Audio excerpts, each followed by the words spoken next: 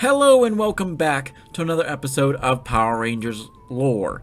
All you ghouls and vampires out there. Well, this one is the Halloween special for 2022. The top 10 best vampires of the Power Ranger franchise. So stick around and take a bite out of what you have to see here.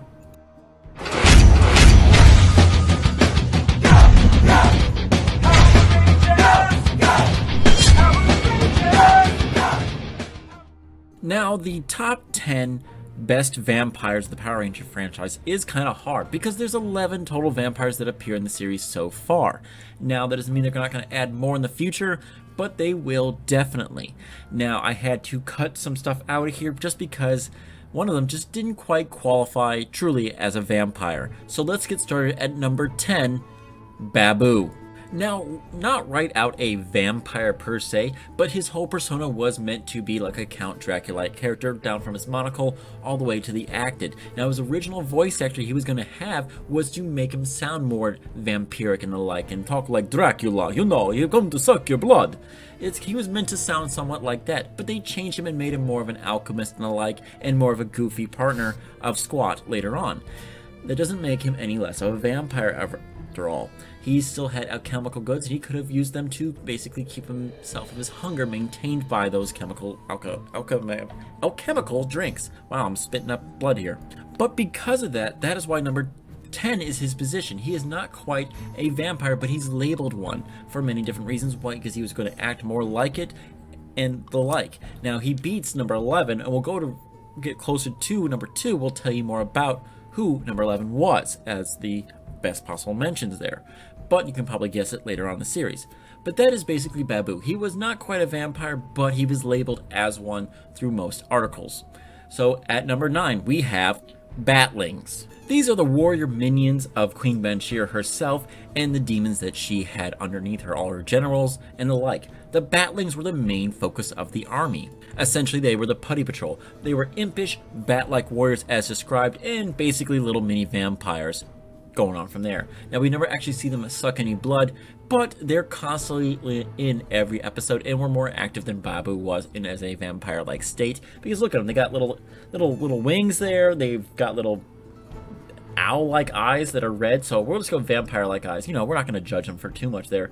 Now, what would they majorly do? We didn't see them attack anybody and feed on them, per se. We see them attack a lot of people, actually. We don't see them feed on them, but that doesn't mean it didn't happen off-screen. So think about that, guys. These little impish warriors definitely could have sucked some blood. At number 8, we have Memorella. If you don't remember who Memorella is, well, she was in Power Rangers Dino Charge and only appeared in the Halloween special episode, The Ghostest with the Mostest. Now, she had a mind-reading ability, and that was kind of all she is. Basically a psychic vampire of sorts. Not an actual true blood-sucking vampire that we well know, but she was a psychic vampire, which is well known. And my personal favorite Marvel villain of the, well, Marvel franchise, as I said before, was Selene, who is also a psychic vampire. So Memorella, she's up there on the list. Now, her whole shtick was basically she read the Rangers' memories to figure out exactly where their base was so she can steal their energems, and it didn't go quite as planned because she couldn't know everything right then and there. She also had the ability to hypnotize. She can use her mind beam to hypnotize her enemies and make them obey her. And, well, that's a basically Count Dracula type of thing. Look me in the eyes, you're now my slave. And look, I am your slave. Kind of does all that. And she has the bat-like hairstyle, where she has 2 big wings sticking out the top of her head, and a very ghoulish appearance about her. So she's getting up there on the top best vampires. However, she is so easily beaten and has many weaknesses. Mainly the Power Rangers was the main one. But she has no problem with being outside in the, well, light itself, guys. I don't know how she feels about garlic, but she probably is fine with that too. At number 7, we have none other than Vampurus. Vampurus is from Power Rangers, well, you know, Mighty Morphin Power Rangers Season 3, and then into the Ninja Quest whole line. Now, he is not really a vampire per se. He's a vampire bat monster that was hatched from an egg sent by none other than Rita Revolto to Rita Repulsa and Lord Zed for their wedding gift by, well, his little special plan he had for him. His little bonehead there didn't quite figure it all out. Now, he was brought amongst the eggs of the Tengu warriors but took a little bit longer to hatch. Now when he did some devastating powers and almost killed Ninjor himself until Ninjor basically ninja'd his way out of that and got away. Now eventually he would be destroyed by the whole Ninja Rangers, the Ninja Mega Falcon Zord, where he's hit and blows him to a fireball and is gone forever. However, Finster later recreates him along with another monster, and they try a new technique of divide and conquer, but it kind of falls apart and they aren't destroyed but are forced to flee. Now he is later seen again in Master Vile's End of the World Party, parting it down, but then doesn't seen again until eventually he's in the audience watching Prince Gasket's Machine Arena when Tommy's forced to fight Jason.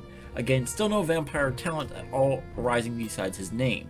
Now, 2 years later after that, he is amongst the monsters seen in Rita's and Zed's army during Dark Spectre's invasion of the universe, and then turned to dust by the Zoran wave. That's the only real thing that I've seen amongst his caricatures that really makes him a vampire, because he turns to dust. Other than that, he is not really a true vampire in any other sense, other than the fact that he looks like a vampire bat of sorts at times, with little wings here and there, but I gotta give you, his name is pretty good. Now at number 5, we have none other than Fangor. Fangor is from Power Rangers Super Ninja Steel, and a part of the group known as the Gruesome Grunts, who were basically a bunch of outlaws who escaped to Earth and then switched bodies with the Rangers, only to have the Rangers get captured in their own bodies of like their monster versions, taken away to a court and tried for their crimes against, well, all of the galaxy. Now, he is a Dracula-themed member of the Gruesome Grunts, and he switched bodies with Calvin Maxwell. Now, why does this all play off there? The Rangers themselves were all in the bodies of, well, the monsters. Now, while the monsters were in the Rangers' bodies, and they all claimed that when they fought Fangor in their Ranger forms, Fangor was trying to turn everybody into vampires, and his weakness was garlic. Now, this was all a fake fantasy that the monsters were creating in order to basically get the Rangers killed off, and so they could be the new Power Rangers, and the like. But everyone was believing it because when the switch happened, Calvin still had that weakness to garlic and was going to be tried and found guilty for said crimes that he was committed as in the body of Fangor himself. Right then and there, you know he's turning people into vampires, or claimed to at least be doing so. His weakness is garlic. That is the most vampire part we've had so far in this list, so I'm really happy to see that. The only bad thing is we didn't see him really in action besides a dream sequence that never really took place. Now, we also look at him. He looks like Dracula. He's a Dracula-themed monster right then and there. He's got he looks straight out of one of these Castlevania fight-like games, and I have to give that costume is right a point. So, good job on you, Fangor. That's why you made it this point. But there's still few other positions to go. Now at number 5, we have Broodwing from Power Rangers SPD. Now, he's a three-eyed vampire-like alien who's encased in an artificial environment with basically the jar on his head, and he serves as the main weapons dealer for the Trubian forces of Emperor Grum. He is quintessential vampire. He sleeps upside down, guys. That's straight vampire right there. He's a bad guy. Another thing for a vampire, though not always, but it helps. And he has a strange form of vampire-like bats, whose bite can cause beings to grow in size. These are a very rare race of vampire bat-like things that instead of turning you into a vampire, they just make you grow in size. But that's all he really has there. He has not seen draining anybody dry, but remember, he's got a jar in his head, so he might be not able to do so in the adapting in this environment. So don't be afraid of that, guys. He couldn't do here, but he still doesn't make any less of a vampire. Other than that, we don't see any weaknesses for garlic or the like. Now, this could be remember, he's a vampire alien, so he doesn't have all the same weaknesses as other vampires we've seen, such as from Fangor himself, who is another subspecies of vampire itself, not the same one as he is. Now at number 4, we have Count Nocturne. Count Nocturne is from the episode known as Carlos and the Count. Now, he was just a simple alien bat flying through space when, Divatox decided to stick her tongue and turn him into a monster, thus creating Count Nocturne. Not originally having to do anything with Divatox besides he was just minding his own business. Well, be given this chance, he decides he's going to do what she says. And she goes, you know what? I want you to turn all the rangers into vampires. Therefore, you can control them, and it'll take some of my ranger problems, and then I've got a new slave army. And he's like, yeah, sure, whatever. Divatox, you got it, babe. And he does just that. He attacks Carlos alone at the park with a quick little distraction. He sends some Piranhatrons to basically throw him off the scent, and then he flies down at night, bites him, and turns him straight into a vampire. At this point, Carlos is confused and slowly starts taking on the characteristics of a vampire. I want to suck your blood, which are quickly noticed by Justin, who's going, dude, I think you might be a vampire. And he's like, nah, I'm good. It's just the sun. It just, my eyes, I just slept too late. Whatever. I didn't get any sleep at all because you're a vampire. Well, Divatox doesn't like that. And, well, they figure it out and try to take out Justin, who is probably the smartest person and most noticeable of these issues happening. Anytime there's something being hidden, he's usually the first to find it out. Well, we find out that Carlos is under the sway and infected by none other than Count Nocturne, and when the Rangers all come together to beat him, they do basically have to self-sacrifice Carlos at some point because he's getting thrown at them, but they still manage to take him out. Though he gets enlarged and soon after, I don't know what I was trying to say there, after I've got some blood on my chin, I'm sorry. And he proceeds to do some battle. Now, against the Megazord, the first instance, he straps it to a cross and holds it there and basically beats the crap out of it. They change forms, they start doing all these different things, and it's not working. Nocturne is just way too strong and able to do there. Now they switch over to the Turbo Megazord, and he still managed to overpower it in smashing its legs and damaging its arms with the drill ends, but slowly impaling the Megazord. This guy is insane for a vampire bat who's just flying by. Also at the same time, while he's getting stronger and stronger, Carlos is more in danger of falling back under control of the spell once again that he had just broken out of. Before he falls back under, he comes with the idea of basically combining all the remaining undamaged Zords to defeat the monster. And they do that, they make a new combination and annihilate this monster once and for all, freeing Carlos of the evil spell of being a vampire.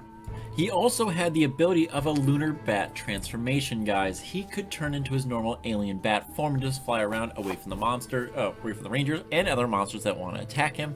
But he had the first instance of truly being able to turn people into vampires. Only Fangor claimed that, while this guy actually did it, Count Nocturne, for place number 4. Still, only 4th, guys.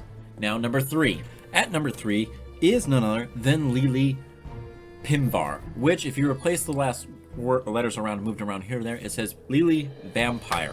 Straight out of thing, she's a vampire, guys. Now, when we first meet her in Power Rangers Mystic Force, we don't know she's a vampire. We just think she's a snotty rich girl that's just like a comic relief or just type of antagonist at times for the Power Rangers. But later in the series, we come to find out that she is a half-human, half-vampire. Her mother is the queen of the vampires, making her the princess of the vampires. And, well, prophesies to one day be the queen of the vampires themselves. This really upset her, because she didn't want to become this ugly hag-like monster like her mom was. No, she liked to stay beautiful and pretty, and use it to get all the boys. Now, starting out as a villain, she eventually makes a full redemption story, helping the Rangers, as well as the mentor and allies of the Rangers, help defeat the forces of darkness, and, well, fall in love herself with another hybrid-like creature, Phineas, who is part troll, part goblin, all-around good guy. Now, both sides hated him, and he found a well-loving person in Lili, who pushed past her dark side as a vampire and saw this man who was very open, caring, and overall honest person, and fell in love with her. Now, when her mother is eventually redeemed and becomes a human, that makes her the only queen of the vampires left standing, guys. Something she hated. Weird prophecies, man. You never exactly check out what they're going to be. However, she doesn't do anything that turns anybody into a vampire, and because she's more of a Blade-like status of the MCU, she is not a true vampire, but she does do a lot, and because of her vampire-like heritage, she's able to be a perfect spy, able to go out in the daytime, and accomplish much more than a normal person was, especially amongst the forces of Morlocks, who were not very good at hiding amongst humanity for very long because, well, they were evil and would do really stupid things and stand out. Now for number 2, we have another Mystic Force Ranger, well, yes, a ranger being turned into a vampire, Vita. Vita is, well, the Pink Ranger of Mystic Force, and she would be the second best vampire we've seen to date in the entire franchise. Now, she is a big-time vampire because, well, we didn't know at first what was happening to her. We thought she was just infected by a plant monster, turning everybody into essentially slaves of sorts. But it's revealed by Chip, who is a magical enthusiast, who was the first one to accept the fact that they were going to wear capes, the first one to understand that they were going to use magic, and super excited for it. He was fully understanding and believing in everything possible. He even ordered a special kit to help track vampires before they even knew they were even dealing with vampires. Now, he had the special chalk and drew it around Vita, and as she attempted to stump forward, she was caught in the trap. Apparently the magic chalk was actually legitimate. Sometimes you can read in comic books the things were actually true. I don't think they actually knew it was true, but you know what? Good on them. Good job, comic book advertisement. You saved the day. Now, Vita is revealed that she was transformed into a vampire by another person known as Necrolai, the queen of the vampires, and was a 2-part episode where it took that long for her to be turned back into a normal human. She broke free after tricking, well, another ally of the Rangers, and would try to escape.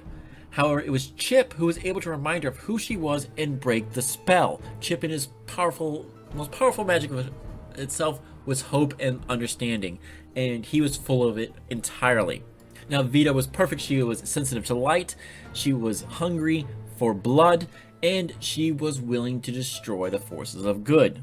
And as more she turned into a vampire, the paler and paler she got, as a corpse would be, to basically eventually serve the forces of darkness and destroy the Rangers once and for all. If it wasn't for that dang hopeful human known as Chip, the Yellow Ranger. Now, before we get to number 1, we're going to talk about the honorable mentions, and that is Carlos. Carlos being turned into a vampire was pretty good, but he didn't really do too much besides proving to be more of a vampire thrall and lackey. It is sad to say, he just didn't do too much, and not a lot of people for some reason like Carlos. I've seen more articles of people going, Carlos sucks. I arguably like Carlos, but you know, his vampire antics just weren't up to snuff when it came down to this list. So here's to you, Carlos. Honorable mention for being turned into a vampire. Only 1 episode, sadly. So sad, but quickly so gone. At least you managed to fight the power and redeem yourself to the forces of light. Now, number 1, we have none other than the queen of the vampires herself, Necrolai. Yes, Necrolai, the general of the Morlocks and all-time powerful villainess of the Mystic Force Power Rangers. She was going to rain down supreme darkness as much as she could, and would have triumphed if not for the machinations of other beings of darkness plotting against her, as well as the Power Rangers themselves.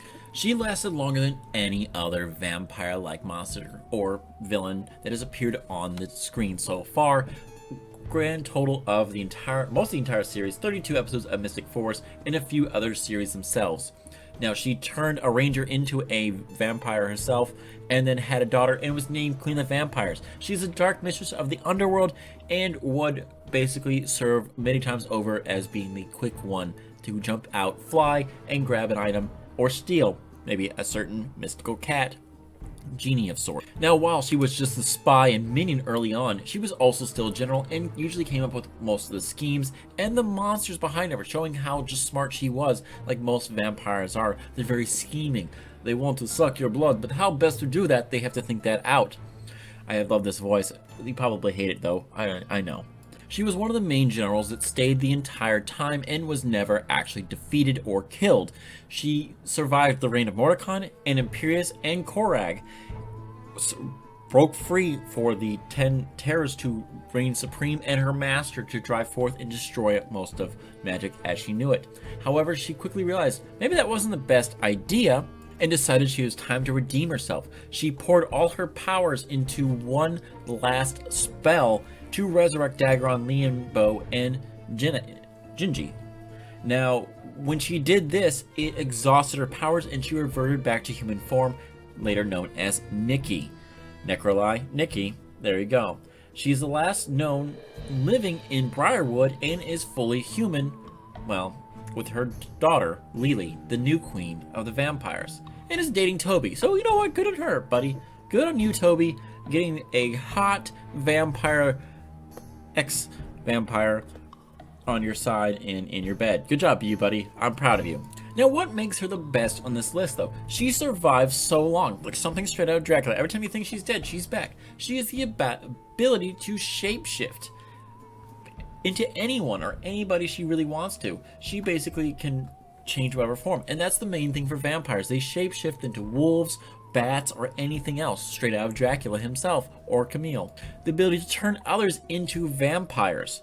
That is awesome, and also according to basically most vampire lore, also near indestructible. Now this is not just claimed by me, but it's also according to the Xenotome. She is indestructible. She can only basically give away her powers by basically none other than the Dawnstone, but is then later brought back during a half moon later that night, claiming she is indeed indestructible and is the queen of the vampires. So there must always be a queen, per se. Now, she is not adversely affected by sunlight or garlic. When you get the status of queen, you're not affected by much else. Probably not even a stake to the heart. Now, her last main thing to quantify her as the best of them all amongst vampires is her control over necromancy. She is be able to revive the dead, as we see as she brings back good wizards in doing so, and by using this good magic, it changes her human and exhausts her of all her dark magic there. Something she probably kind of missing now she's indestructible, but hey, she did a good deed and she realized maybe all that darkness inside wasn't all there. I do love a good redemption story, guys. So that is the top 10 best vampires in the Power Rangers history. So far, we have many more seasons to go. Expect more vampires out there for more Halloween specials. I'll see you guys soon.